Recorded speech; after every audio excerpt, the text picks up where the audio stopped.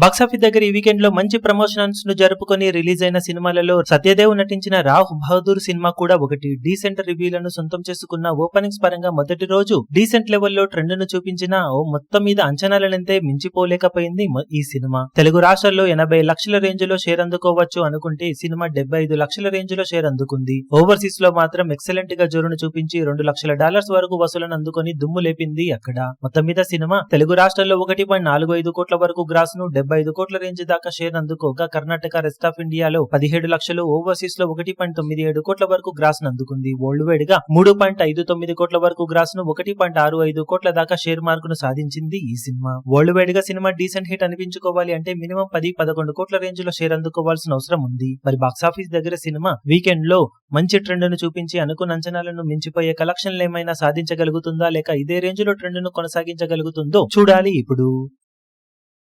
ఈ వీడియో మీకు నచ్చినట్లయితే లైక్ చేయండి, షేర్ చేయండి, ఛానల్ ను సబ్స్క్రైబ్ చేయడం మాత్రం మరవకండి. ఏ చిన్న అప్డేట్ ను మిస్ అవ్వకూడదు అనుకుంటే బెల్ ఐకాన్ ను ప్రెస్ చేయండి.